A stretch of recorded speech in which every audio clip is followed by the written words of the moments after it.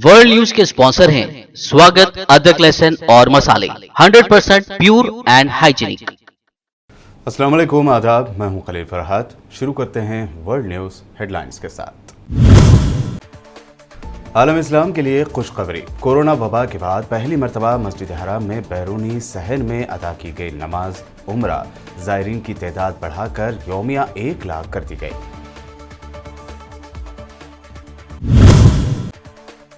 Israeli security force के बच्चों और खवातीन पर ढाए गए जुल्म का सनसनीखेज इंकशाफ। 21 साल के अरसे में 2194 फलस्तीनी बच्चों को कर दिया गया शहीद। गिरफ्तार किए गए 18,500 बच्चे। अमेरिका व दीगर सुपर पावर कंट्रीज की धमकियां नॉर्थ कोरिया के सामने नजर आई बेकार। लगातार तीसरे दिन किए गए मिसाइल टेस्ट। आज टेस्ट किए गए नए एंटी एयरक्राफ्ट मिसाइल को बताया गया न्यूक्लियर हथियार ले जाने के काबिल। पेट्रोल डीजल के बाद अब कमर्शियल गैस सिलेंडर्स की बढ़ी कीमतें। किया गया 25 रुपए का इजाफा। हैदराबाद में घरेलू गैस सिलेंडर की कीमत 937 रुपए की गई दर्ज।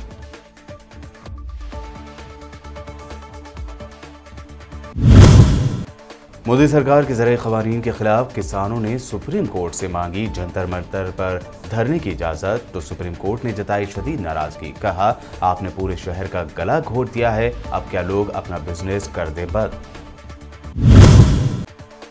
और असदुद्दीन ओवैसी का पीएम मोदी पर तनकीदी हमला। कहा, अमेरिका आते ही चले गए पार्लियामेंट की नई बिल्डिंग देखने। जब यूपी में कोरोना से मरने वालों की लाशें पानी में तैर रही थी तब देखने नहीं आए मोदी। मस्जिद हराम में बैरूनी सहन को नमाज की अदायगी के लिए तैयार किया गया है। कोरोना के वबा के आगाज़ के बाद बैरूनी सहन में नमाज अदा किए जाने का ये पहला मौका होगा। ये बात हरमैन शरीफैन के उमूर की जनरल प्रेसिडेंसी के तर्जुमान हानी हैदर ने बताई है। बताया गया है कि इसके लिए तैयारी का काम जुमेरात की आधी रात के बाद से ही शुरू किया गया था। इसमें कालीनों का रखना, सैनिटाइजेशन और आब जमजम की बोतलों की फराहमी शामिल है।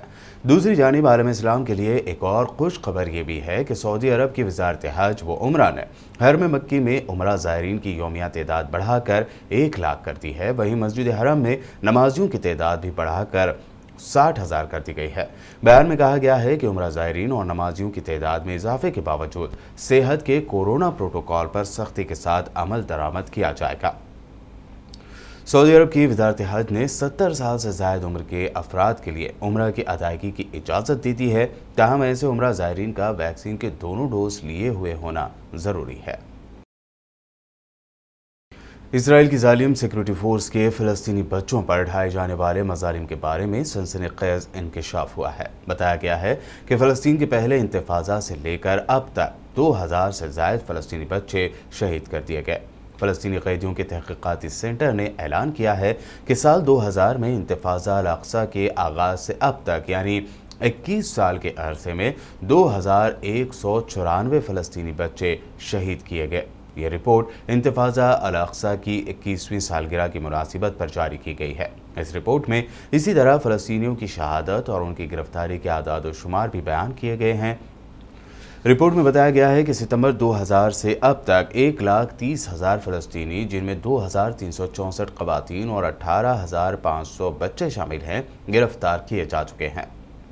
लेबनान की अस्करी तंजीम हिजबुल्लाह ने साउथ लेबनान में इसराइल के एक ड्रोन तैयारे को मार गिराने का दावा किया है। रिपोर्ट के मुताबिक सियोनी फौज के तर्जुमान आविकाई अदरई ने फौज के एक तैयारे के मार गिराए जाने की खबर दी। अल-नशरा वेबसाइट ने अदरई के हवाले से रिपोर्ट दी है कि कुछ देर पहले ही इजरायली फौज का एक तैयारा लेबनान की सरजमीन में गिर गया। उन्होंने इसी के साथ दावा किया है कि इस हादसे की तहकीकात की जा रही है।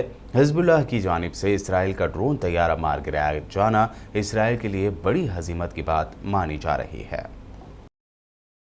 दुनिया के सुपर पावर मुल्क नॉर्थ कोरिया के सामने बेबस नजर आ रहे हैं। लगातार तीसरे दिन नॉर्थ कोरिया ने मिसाइल का टेस्ट किया है। यह मिसाइल का तजुर्बा ऐसे वक्त भी किया गया जब अमेरिका, फ्रांस और ब्रिटेन की दरख्वास्त पर अक़वाम मुत्तहिदा की सिक्योरिटी कौंसिल के हंगामी इजलास हुआ है। नॉर्थ कोरिया की सरकारी खबर रसाई एजेंसी की रिपोर्ट के मुताबिक नॉर्थ कोरिया ने एक नए एंटी एयरक्राफ्ट मिसाइल का कामयाब टेस्ट किया। इससे पहले मंगल और बुध के रोज़ भी नॉर्थ कोरिया ने मिसाइल टेस्ट किए थे, जिनमें से एक हाइपरसोनिक मिसाइल का टेस्ट भी शामिल है। नॉर्थ कोरिया की फ़ौज की जानिब से जारी बयान में कहा गया है कि इंतहाई स्ट्रैटेजिक अहमियत के हामिल इस मिसाइल को न्यूक्लियर हथियार ले जाने के काबिल बनाया जा रहा है, जो मुल्क के डिफेंस के लिए एक संग मील साबित होगा। वाज़ेह रहे कि नॉर्थ कोरिया के मिसाइल तजुर्बे पर अक़वाम मुत्तहिदा की सलामती कौंसिल का हंगामी इजलास जुमेरात को बुलाया गया था। अमेरिकी डिफेंस डिपार्टमेंट पेंटागन के तर्जुमान ने कहा है कि अमेरिकी अफवाज के मुकम्मल इनखला के बावजूद अमेरिकियों और अफगान शहरियों की काबुल से बैरून मुल्क मुंतकली के लिए की जा रही कोशिशें वो अपनी जारी रखेंगे। अमेरिका के मुताबिक तालिबान की इजाज़त के बगैर भी अफगानिस्तान में हमें ऑपरेशन करने और अपने शहरियों की हिफाजत करने का इख्तियार है। इसके लिए हमें तालिबान से इजाज़त लेने की कोई ज़रूरत नहीं। अमेरिकी फ़ौज के कमांडर जनरल ग्लेन वॉन हेरक ने कहा कि 53,000 अफगानी अमेरिका में फ़ौजी बैरकों में हैं और वो इमिग्रेशन कागजात की तकमील तक रहेंगे। बता दें कि कल ही अफगान तालिबान ने बयान जारी करते हुए अमेरिका को धमकी दी थी कि तालिबान हुकूमत को इत्तला दिए बगैर अमेरिका अफगानिस्तान में कोई कार्रवाई ना करे, वरना इसके संगीन नताइज भुगतने के लिए तैयार रहे। अमेरिका के हाजिर सर्विस और रिटायर्ड फौजियों में खुदकुशी के रुझान में गैर मामूली इजाफा दर्ज किया गया है। साल 2015 से 2020 के दरमियान खुदकुशी का रेशियो करीब 41% यानी 41% बढ़ गया है।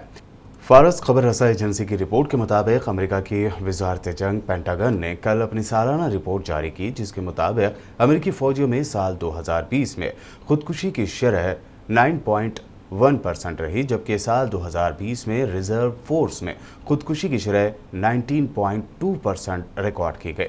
अमेरिकी डिफेंस मिनिस्टर लॉयड ऑस्टिन ने इस रिपोर्ट पर तशवीश का इजहार करते हुए कहा कि अमेरिकी फौजियों में खुदकुशी की शरह बहुत ज़्यादा है।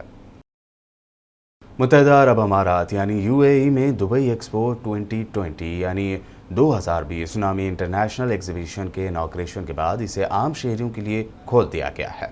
आइंदा बरस मार्च तक जारी रहने वाली इस आलमी नुमाइश में 190 से ज़ायद ममालिक के नुमाइश कुनिंदगान मुख्तलिफ डिपार्टमेंट में नित नई टेक्नोलॉजीज पेश करेंगे। $7 अरब की लागत से सजाए गए इस मेले को कोरोना वायरस की वबा के आगाज़ के बाद से अब तक की सबसे बड़ी तकरीब करार दिया जा रहा है। अरब दुनिया में एक्सपो दुबई अपनी नौइयत की पहली नुमाइश है। दूसरी जानिब यूरोपीय पार्लियामेंट ने अपने रुकन कंट्रीज से यूएई में इंसानी हुकूक की खिलाफ वर्जियों के सबब दुबई एक्सपो के बायकाट का मुतालबा किया था। इसके बावजूद जर्मनी इस नुमाइश में शिरकत कर रहा है।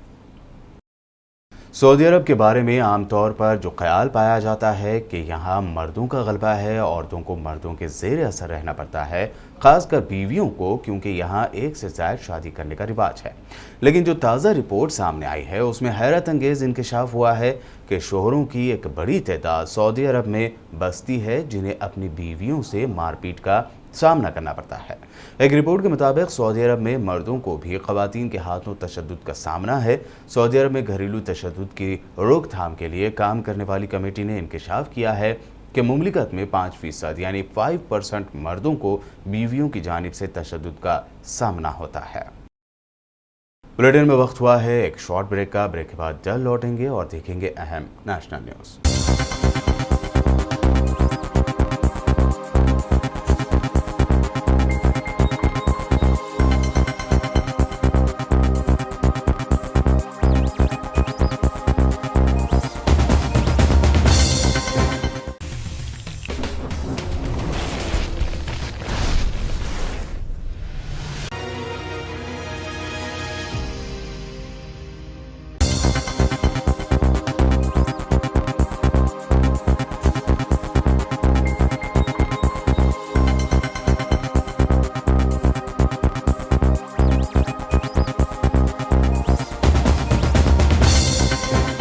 ब्रेक के बाद आइए अब देखते हैं अहम national news. LPG gas cylinder की कीमत में महीने के पहले ही दिन यानी आज 1 अक्टूबर को ही इजाफा हुआ है। वैसे इस बार ये इजाफा 19 किलो के कमर्शियल सिलेंडर पर किया गया है। साथ ही गैर सब्सिडी वाले घरेलू एलपीजी गैस सिलेंडर की कीमत 884 रुपये 50 पैसे पर बनी हुई है। क्रूड ऑयल की बढ़ती हुई कीमतों को देखकर ऐसा लग रहा था कि एलपीजी सिलेंडर की कीमत 900 रुपये तक बढ़ाई जा सकती है। एलपीजी रसोई गैस सिलेंडर की कीमत में 25 रुपये का इजाफा हुआ है। नई बढ़ी हुई कीमतों के बाद हैदराबाद में एलपीजी गैस नॉन कमर्शियल की कीमत 937 रुपये दर्ज की गई है।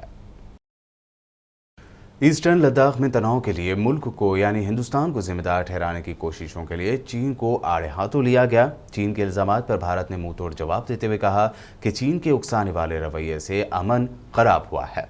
भारत ने चीन पर जवाबी हमला करते हुए कहा कि चीनी फौज के उकसाने वाले बर्ताव और LAC पर सूरत हाल को बदलने की एक तरफा कोशिश ने अमन को गंभीर रूप से बर्बाद कर दिया है। भारत की जानिब से ये रिएक्शन चीन के इल्जामात पर सामने आया है। बता दें कि चीन ने हाल ही में इल्ज़ाम लगाया है कि भारत और चाइना के दरमियान टेंशन की बुनियादी वजह भारत की जानिब से आगे बढ़ने की पॉलिसी पर अमल करना और चीनी इलाकों पर गैर कानूनी तौर से कब्जा करना है। इसके जवाब में भारत ने चीन के इल्ज़ामों को बेबुनियाद बताया है। मोदी सरकार के फॉर्म्स लॉ यानी ज़रूरी क़वानीन के खिलाफ जंतर मंतर पर धरने की इजाज़त की मांग वाली दरख्वास्त पर जुमा को सुप्रीम कोर्ट में सुनवाई हुई। अदालत ने किसानों के सड़कों पर आंदोलन को लेकर नाराज़गी जाहिर की है। सुप्रीम कोर्ट ने कहा कि आपको यानी किसानों को मुखालफत करने का हक है, लेकिन आप दूसरों की प्रॉपर्टी को बर्बाद नहीं कर सकते। एक तरफ तो आपने पूरे शहर का गला घोट दिया है और अब अदालत से शहर में धरने की मांग कर रहे हैं। लोगों के भी हुकूक हैं, क्या आप अदालती सूरत हाल की मुखालफत कर रहे हैं? सुप्रीम कोर्ट ने आगे कहा कि आप हाईवे जाम करते हैं और फिर कहते हैं कि प्रोटेस्ट पुरअमन है। अदालत ने अपनी नाराज़गी जाहिर करते हुए मजीद कहा कि क्या शहर के लोग अपना बिजनेस बंद कर दें? क्या लोग शहर में धरने से खुश होंगे? साथ ही अदालत ने कहा कि आप सिक्योरिटी एहलकारों को भी परेशान कर रहे हैं। शहरियों को भी आने जाने का हक है। एक बार आपने अपना मन बना लिया, अदालत जाना है, तो मुखालिफत की क्या ज़रूरत है? दूसरी तरफ हरियाणा के झज्जर में डिप्टी CM दुष्यंत चौटाला के प्रोग्राम की मुखालफत कर रहे किसानों और पुलिस एहलकारों के दरमियान पुरतशद्दुद झड़प हो गई। आज सुबह में ही बड़ी तादाद में ख़वातीन और मर्द किसान हाथों में झंडा लेकर डिप्टी CM के प्रोग्राम के मुकाम की जानिब जाते नजर आए, लेकिन दरमियान में ही रास्ते में उनकी पुलिस से झड़प हो गई। इस वाक़े के वीडियो में साफ नजर आ रहा है कि किसानों और पुलिस के दरमियान धक्का मुक्की हो रही है। थोड़ी ही देर में पुलिस ने वहां पहुंचकर वाटर कैनन से किसानों की भीड़ को मुंतशिर करने की कोशिश की। इसके बावजूद किसान आगे बढ़ते रहे। पुलिस ने उनके रास्तों की बैरिकेडिंग भी की थी, लेकिन किसानों ने उसे भी हटा दिया। अमरिंदर सिंह के बागी तेवरों के दरमियान पंजाब के कांग्रेस इंचार्ज हरीश रावत का बयान सामने आया है। हरीश रावत ने कहा है कि कैप्टन अमरिंदर सिंह को किसान मुखालिफ BJP का मददगार नहीं बनना चाहिए। रावत ने आगे कहा कि ये वक्त सोनिया गांधी के साथ खड़े होने का है। कांग्रेस लीडर ने दावा किया कि कांग्रेस ने अमरिंदर सिंह को दोबारा CM बनाया, उनकी बहुत इज्जत की। रावत ने आगे कहा कि 2 बार कॉल करके अमरिंदर को मनाने की कोशिश भी की गई थी। हरीश रावत के मुताबिक इस बात में कोई सच्चाई नहीं कि कांग्रेस ने अमरिंदर सिंह की तौहीन की है। MIM सुप्रीमो असदुद्दीन ओवैसी ने PM मोदी के अमेरिका दौरे से लौटते ही पार्लियामेंट की नई बिल्डिंग देखने के लिए किए जाने वाले दौरे पर तनकीद करते हुए कहा कि जब यूपी में कोरोना से लोग मर रहे थे और लाशें पानी में तैर रही थी, तब वो ये देखने नहीं आए। और अफसोस तो इस बात का है कि हमारे प्रधानमंत्री जो अमेरिका के दौरे पर गए और उनको इस बात की बड़ी नाराजगी है प्रधानमंत्री को कि हमको भी नाराजगी है कि हमारे देश का प्रधानमंत्री जब अमेरिका के सदर के घर व्हाइट हाउस पर गया तो प्रधानमंत्री जब गाड़ी से उतरे तो वहां पर जो बाइडेन नजर नहीं आया। जो बाइडेन नरेंद्र मोदी जी का इस्तेमाल करने नहीं ठहरा था फूल का गुलदस्ता लेकर, बल्कि जो बाइडेन अंदर कमरे में बैठे थे, हमारे प्रधानमंत्री को अंदर जाकर जो बाइडेन को मिलना पड़ा। प्रधानमंत्री अमेरिका के दौरे से वापस जैसा ही उतरे, रात में 8:45 पर पार्लियामेंट की नई बिल्डिंग को देखने चले गए और जाकर बड़ा तफसीली मायना किया, घूर कर देखा बिल्डिंग कितनी बड़ी बन रही है, क्या काम होना है। वहां पर पार्लियामेंट की बिल्डिंग पर काम करने वाले मजदूरों से बात की, मगर हम देश के प्रधानमंत्री से पूछना चाहते हैं, जब उत्तर प्रदेश में गरीब आवाम की लाशें पानी पर तीर रही थी, जब उत्तर प्रदेश के अस्पतालों में इलाज के लिए बेड नहीं मिल रहा था, जब उत्तर प्रदेश में गरीब मर रहा था घुट कर, प्रधानमंत्री नहीं आए देखने के लिए क्या हो रहा है, कैसे हो रहा है।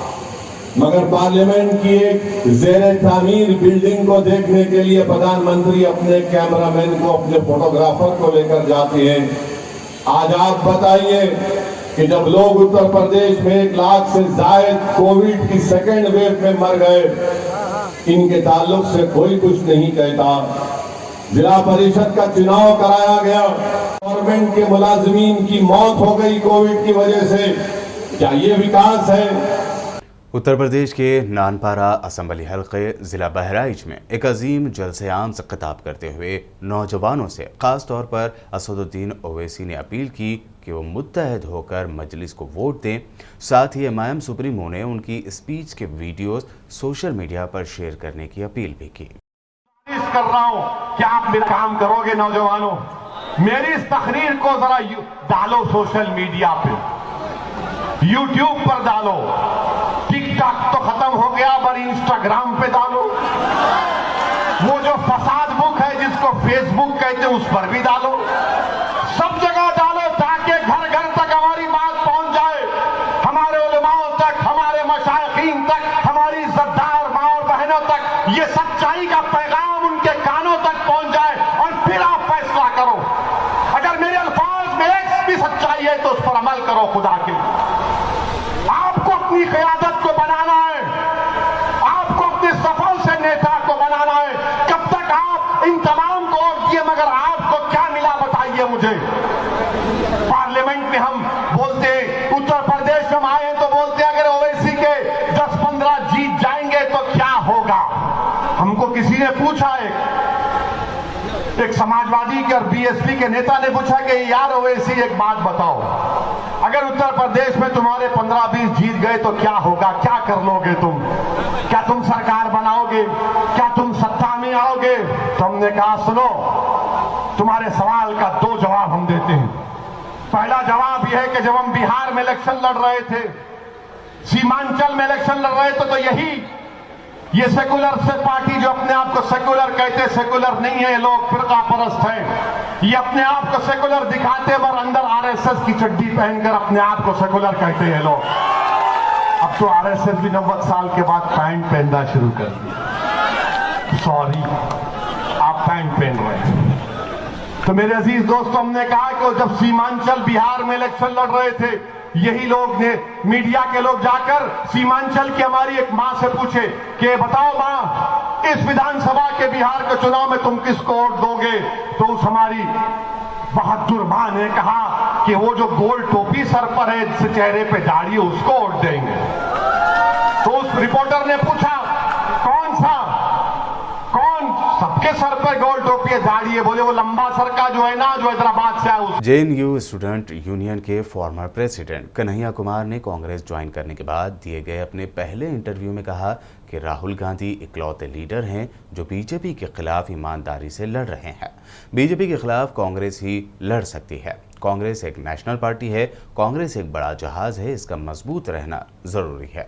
सीपीआई ने कहा कि आपने लेफ्ट के साथ गद्दारी की। इस सवाल पर कन्हैया कुमार ने जवाब दिया कि मैंने 18 साल जो सीखा वो सीपीआई से ही सीखा है। उन्हें बुरा लगना फितरी बात है, पर सियासत में कोई हमेशा के लिए दुश्मन नहीं होता। कन्हैया कुमार ने आगे कहा कि अगर मैं देशद्रोही यानी मुल्क का गद्दार हूँ तो बीजेपी ने अब तक उन्हें गिरफ्तार क्यों नहीं किया। कन्हैया ने कहा कि हमें बीजेपी और आरएसएस के खिलाफ लड़ाई लड़नी है। वर्ल्ड न्यूज़ के आखिर में हेडलाइंस पर डालते हैं एक और नजर। आलम इस्लाम के लिए खुशखबरी। कोरोना वबा के बाद पहली मरतबा मस्जिद हराम में बैरूनी सहन में अदा की गई नमाज उम्रा ज़ायरीन की तादाद बढ़ाकर यौमिया 1 लाख कर दी गई।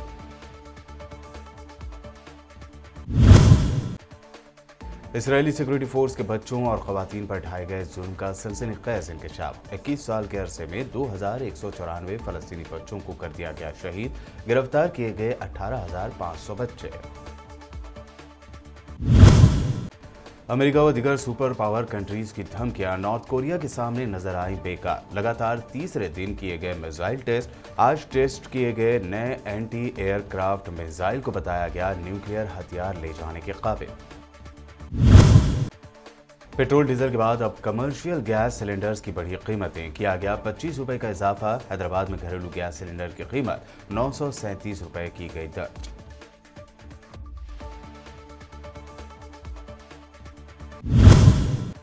मोदी सरकार के ज़रिए क़वानीन के खिलाफ किसानों ने सुप्रीम कोर्ट से मांगी जंतर मंतर पर धरने की इजाज़त, तो सुप्रीम कोर्ट ने जताई शदीद नाराज़गी। कहा, आपने पूरे शहर का गला घोट दिया है, अब क्या लोग अपना बिजनेस कर दें बंद।